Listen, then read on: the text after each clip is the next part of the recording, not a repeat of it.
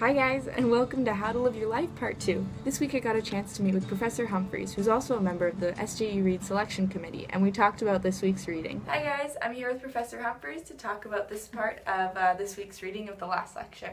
Thanks for joining us today. Thanks for having me. So the questions I have for you, first of all, what are your thoughts on Randy's story? Well, I'm going to play devil's advocate.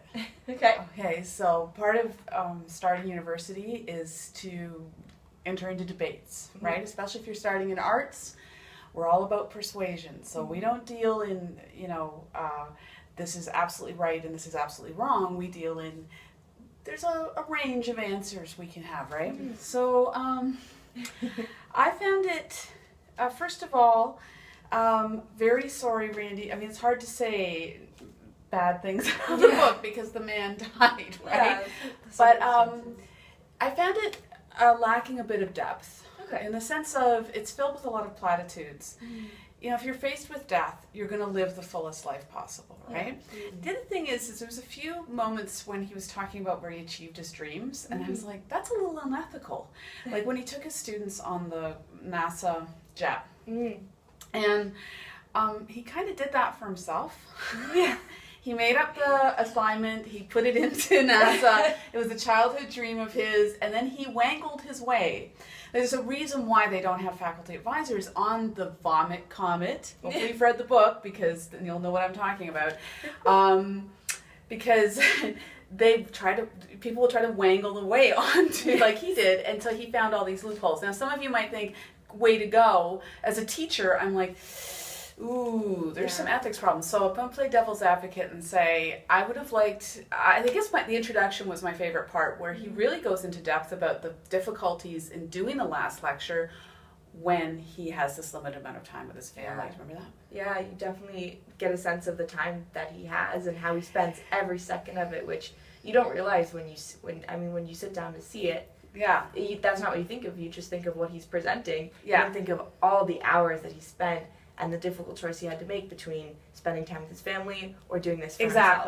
And yeah, so that to me was the part with the most depth, because it really rang true. You know, Jay didn't want him to go, his wife, and she was adamant about it, and then he sort of fought and said, I am, because this is part of who I am. Yeah. So how do you connect then as a professor? Well, I guess, part of being, some of you may want to be teachers. Teaching is a vocation, it's a calling, and so you spend a lot more hours than, it's not 9 to 5, right? So I really connected with him on that level. You care about your students, he obviously cares about his students, even though there's a little philosophical issues there.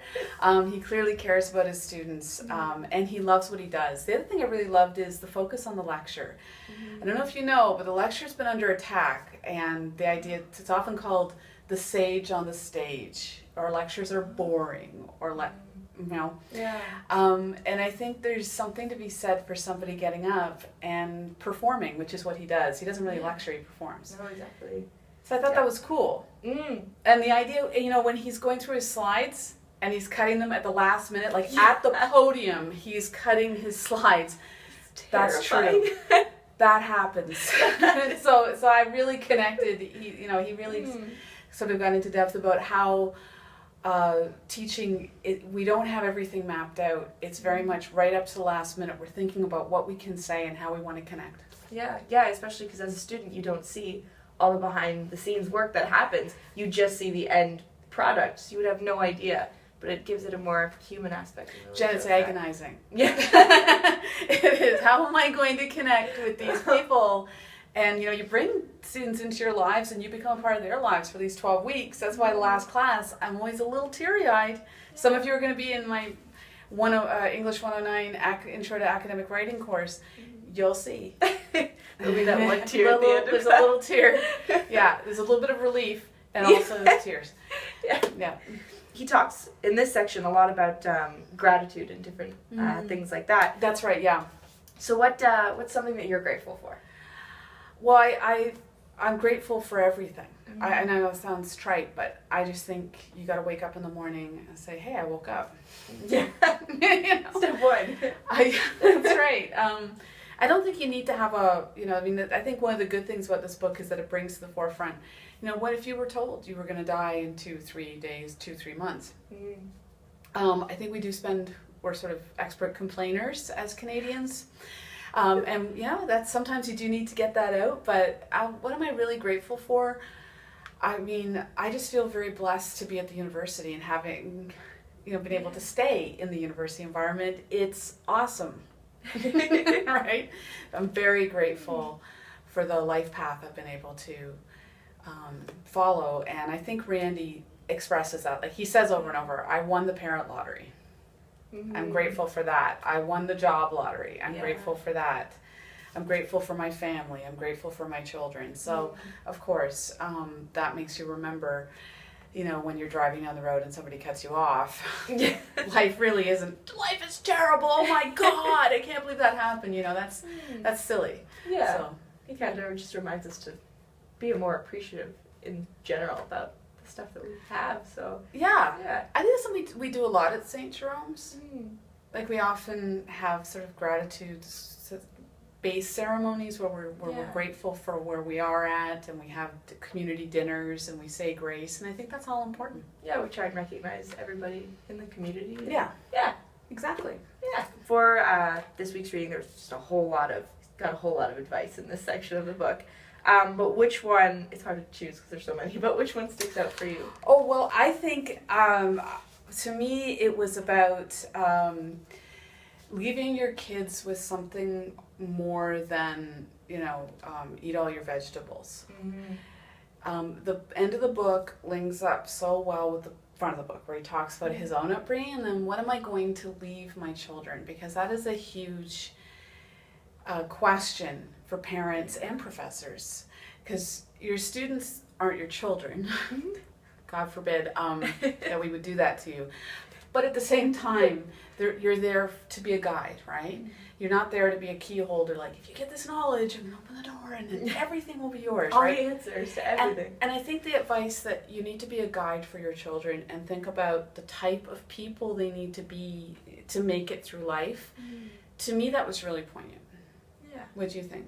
I definitely, especially at the beginning, how he's talking about the importance of the role of his own parents and how they affected his entire life. Yeah. And then, especially with the fact that his kids are so young, which is tragic, but it makes it even more important that he gives them as much as he can, because they have so much left in front of them. So this is just as much information as he can possibly hand over to them.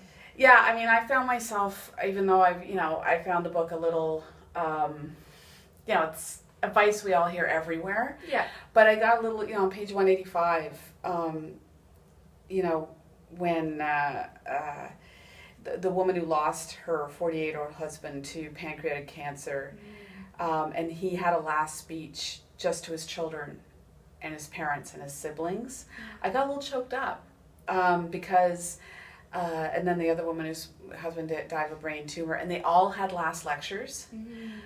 How do I make an imprint? And the huge part of it was to make your children realize they're part of a community, that you're actually not individuals. Yeah. You are an individual, but I mean, you take your individual gifts and you contribute to the community. To me, that was huge. It was so St. Jerome's. That whole aspect of the community, definitely. Yeah. So he definitely wraps it, by the end of the book, he definitely kind of wraps it up in a nice little bow for us, or as well as he can with his situation. But, yeah.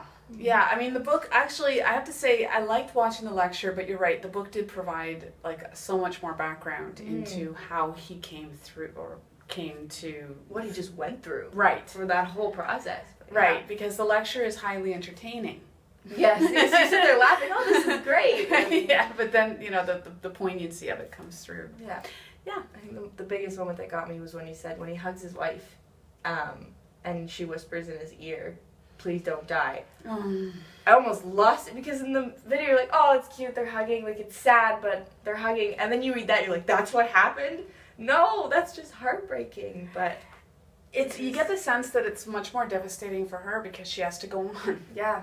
You know, meanwhile, like there's that chapter where he's driving in the convertible. That one really stuck with me. That you know that his colleague saw him. Do you remember that one? And she notices, you know, he's in his convertible, and he's like, oh, she's like, who is it? This guy seems really together. Like he's just so happy and relaxed. She pulls up, and it's Randy.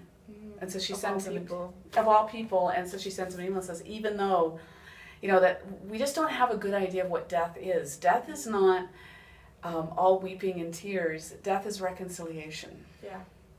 There's so many different aspects of it that we don't normally look at. This Yeah. kind of brings more of that forth for us to evaluate more. And I kind of wish, so that's why the end of the book was to me like the very beginning of the book where the you know Jay is so upset with him.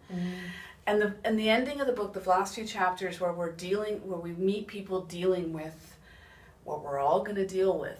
Yeah. Right? Yeah. Or what we all have dealt with in our own families. To me, those are the best parts because they're the most difficult. Yeah. Because I don't think we deal with death enough in our world. We don't like to look at it. It's something that we just kind of brush under the carpet and save for later. Yeah. We deal with that when that happens. But We watch it in movies, but it's so, you know, that's not what people look like when they die, right? So I think for that reason, I do think it's a good book. Yeah. Because death is bittersweet.